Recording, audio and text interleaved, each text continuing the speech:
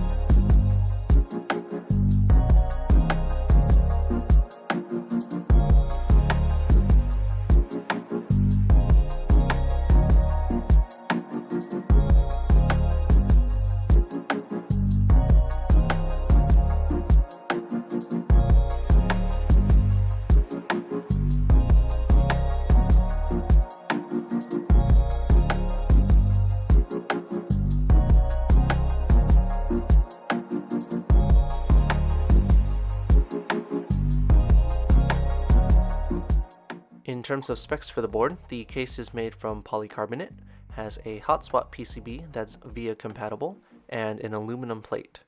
The stabilizers are plate mounted and come factory lubed, which is a nice touch. The stabilizers themselves are not genuine cherry and are actually quite rattly, but we'll get to that later on in the video. There are three 2U stabilizers for the left shift, enter, and backspace keys, and one 6.25U stabilizer for the spacebar.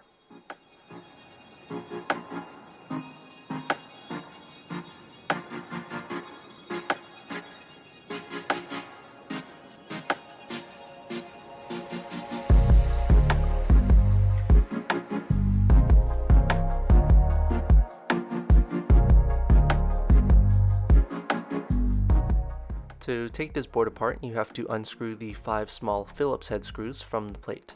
After that, there is nothing holding the top case to the bottom case, and it should just pop out with some effort.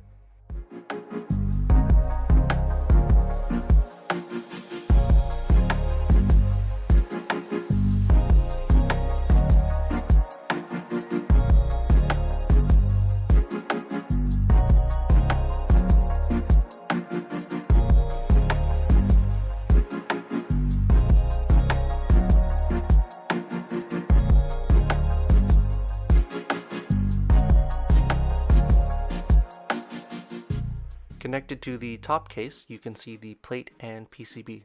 If you want to remove the PCB, there are 2 more Phillips head screws that you'll have to unscrew. The back of the PCB also has the KL hot swap sockets and the reset button.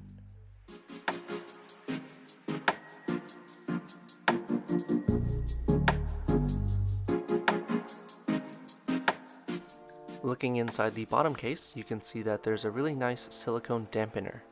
This really adds a nice weight to the board and also fills up a lot of the empty space and absorbs vibrations so that the board will sound more solid when you type on it.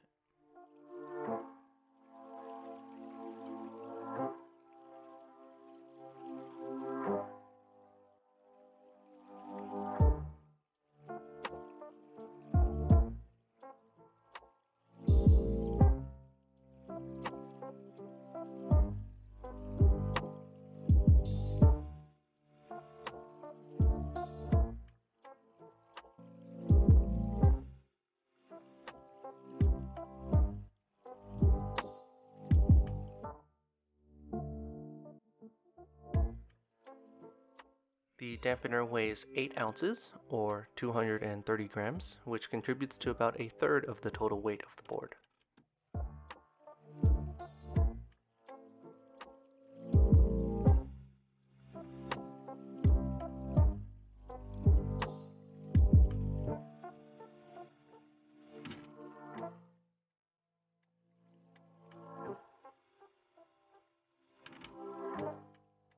Now that we've put the board back together, let's throw some switches on it. I'm going to be using some Gateron black inks, and these are a 70-gram PCB mount linear switch. I've lubed them with Krytox 205G0, and I've also added some Desky films.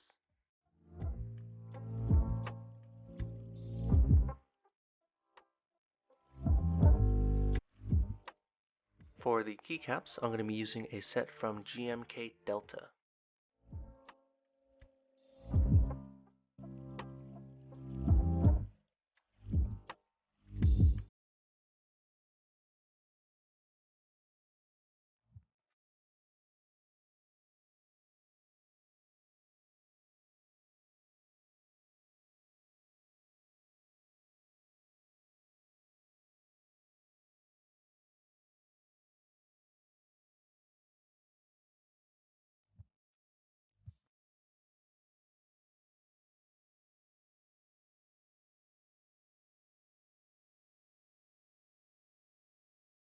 All assembled, it weighs about 1 pound 13 ounces or 830 grams. For comparison, my Tofu 60 with an aluminum case and brass plate weighs about 2 pounds and 10 ounces or 1200 grams, making this about 50% heavier than the NK65.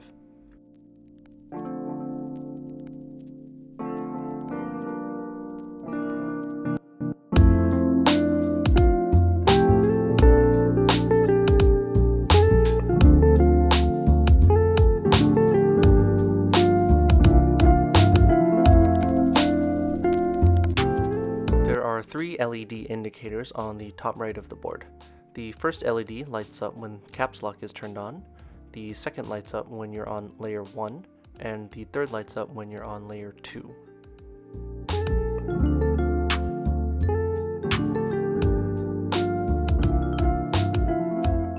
The LED lights under the keys show up quite nicely since the case is smoky gray and still translucent. There are quite a few different lighting modes, and you can also configure them to be custom colors in the VIA configurator.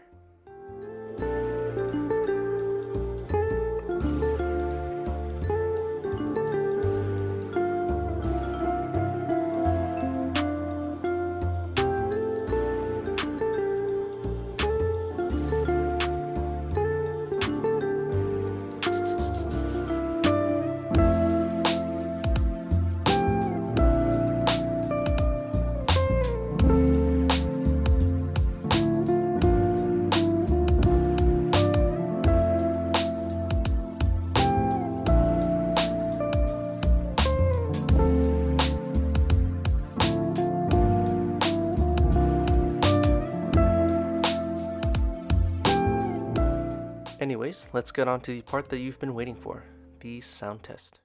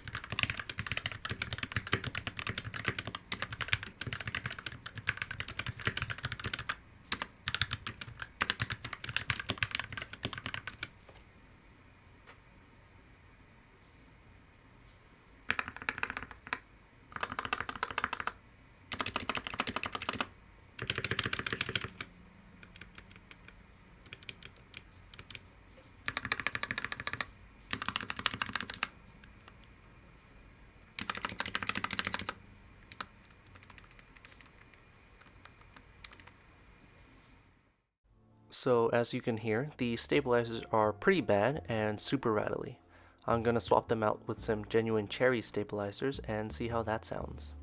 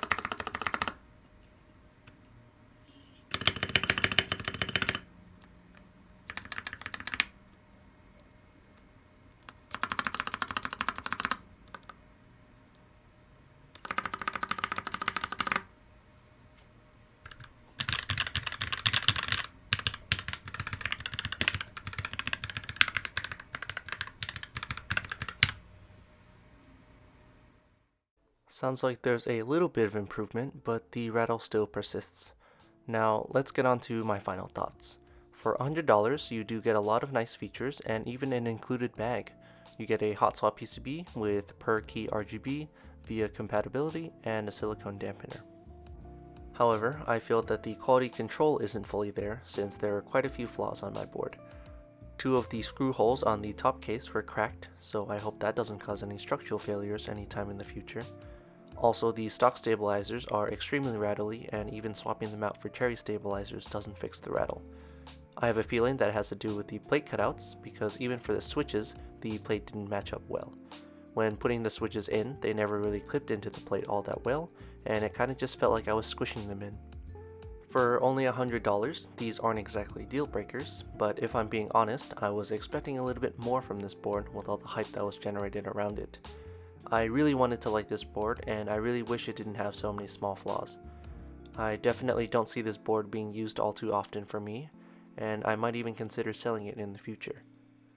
Anyways, thanks for watching my review of the NK65 Entry Edition. If you liked the video, please leave a like and consider subscribing to my channel. It really does help me out, and I would really appreciate it.